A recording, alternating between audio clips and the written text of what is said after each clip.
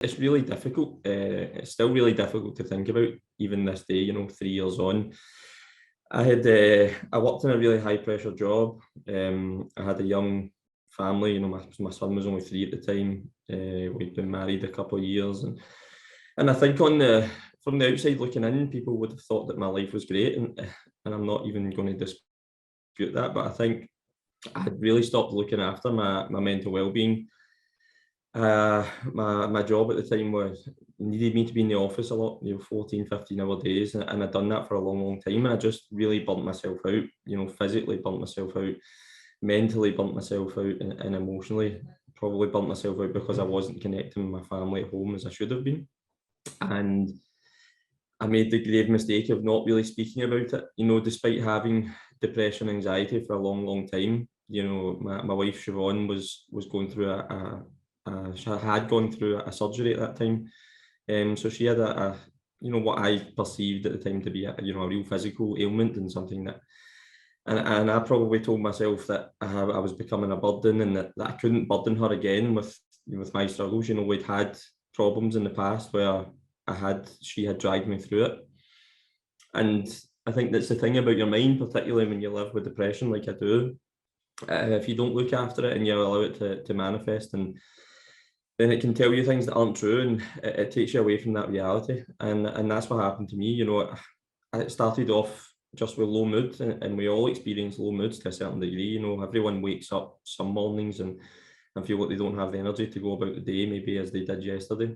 But for me, that it started as that, and that for a number of weeks, and I managed to keep going into work, but my concentration levels were really low. So I would sit at my desk at the time for a long time and not really know what I was doing, or not really achieve anything in the day, and then I would be chasing my tail a little bit, and those things really quickly snowballed for me.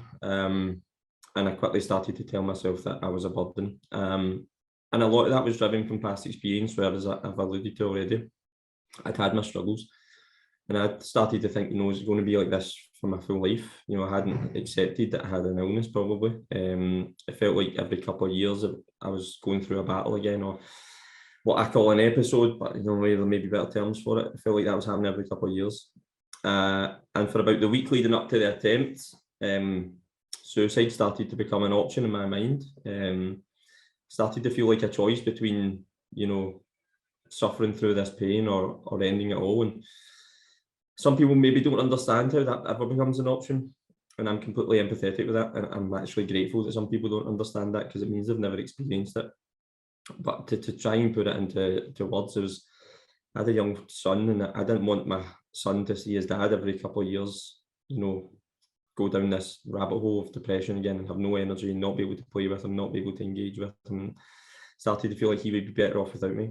I felt like my wife had lifted me up so many times previously that it would be unfair to ask from her to do that again, and unfair to ask her to continue to be with me beyond this point. And that's the power your brain can have if you don't challenge it, if you don't look after it, and importantly, if you don't talk about it. When you talk about these things openly, you can start to rationalize them, or people can help you rationalize those thoughts that are completely irrational. But in that moment, it feels like reality to you. And I made the decision that I didn't want to be here anymore. I don't think I ever wanted to die, but I just didn't want to live in the way that I was living. And the only way that I felt I could get out of that was, completing suicide. And I'm very grateful that I didn't. I'm very, very grateful that I managed to get through, and I survived. And I was taken to hospital on that night. I went missing, and I'd sent goodbye messages to Siobhan, and thankfully I was found,